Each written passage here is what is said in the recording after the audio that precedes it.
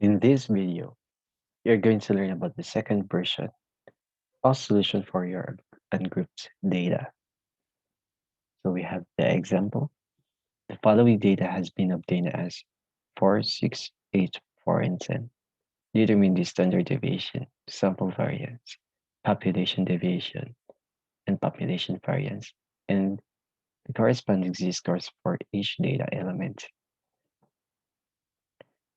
So the second version of the solution, you're going to consider the frequency distribution column on your data. The steps. The first one is to construct a frequency table as X for the elements and on another column, put each element's corresponding frequency or the number of times it appeared on the problem statement. Then sum up the frequency as sigma f.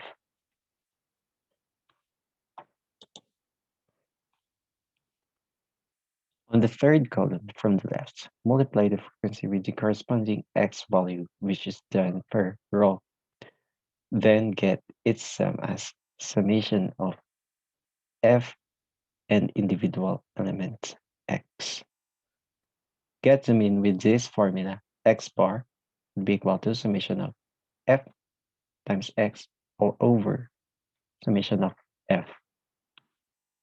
Then on the fourth column from the left, get your frequency, multiply it with individual element minus your mean squared.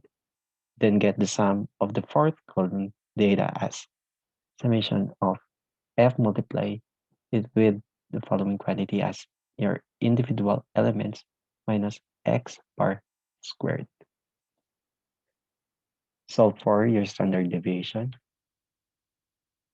To solve now for your standard deviation, S now would be equal to the square root of summation of f multiplied with x minus x bar squared all over your frequency minus 1.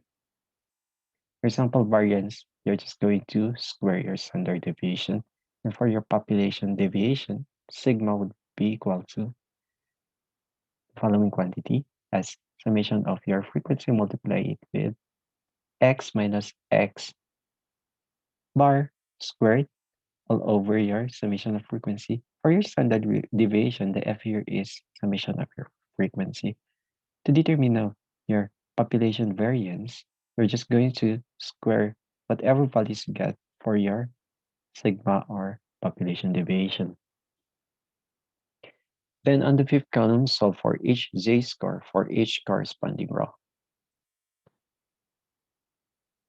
Okay, let's proceed with the example. On the first column, you're going to enlist your data as 4, 6, 8, and 10. On the second column, you're going to count the frequency or the number of times it appeared on the data statement. Okay? For your 4, it appeared twice on this statement as here and here, but the rest of the data points or individual elements appeared only once. 4, 6, 8, and 10. Okay? At the bottom of your second frequency, you're just going to sum all the data or all frequency data you obtain as 2 plus 1 plus 1 plus 1, which gives us 5 for this example. And on the third column, you're just going to multiply your frequency or individual frequency with the corresponding individual element or f times x. Okay.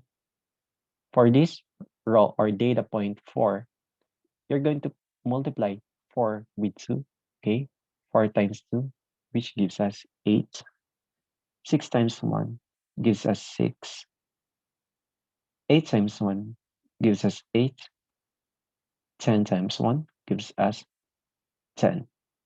Now, if we're going to determine the summation of frequency or individual frequency multiplied with the corresponding individual element, gives us 32.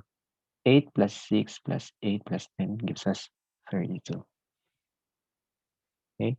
The next step you're going to do is to determine now the mean your mean is calculated as your x bar is equal to summation of f of x, or frequency, individual frequency, multiplied with individual or the corresponding individual element all over the total frequency as 32 all over 5, which gives us 6.4. On the fourth column, you're going to determine the following quantity as your frequency, multiply it with the quantity, okay? Individual element minus your mean. For your data point 4, okay, gives us your frequency here to multiply it with 4 minus 6.4. Your 6.4 here is the mean, okay? For your point or element 6 here, it has a corresponding frequency of 1. And then you're going to multiply it with your x here as 6 minus your mean as 6.4, which gives us negative 0.4. And for your 8 here, your frequency 1 multiplied with 8 minus the mean, which gives us 1.6, and so on for number 10. On the fifth column, you're going to determine the quantity f, or individual frequency multiplied with the corresponding individual element minus your mean, okay? For your data point 4, or the second column, or row, second row here, to multiply it with 4 minus the frequency, the mean, as 6.4 quantity squared, which gives us 11.52. And for the data point 6, okay, with corresponding frequency as 1 times the quantity 6 minus the mean 6.4 quantity squared gives us 0.16, and so on for the elements 8 and 10, which gives us 2.56 and 12.96 correspondingly. And we're going to summate all the values for this column as 11.52 plus 0.16 plus 2.56 plus 12.96, which gives us 27.2. And for your z-score, prior getting your z-score, you have to solve first your sigma, or the following: your population deviation. Okay?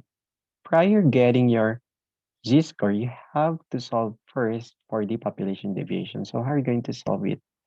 Okay, the square root of your value here as 27.2 all over the total number of elements, which is 5, which gives us 2.33. Okay?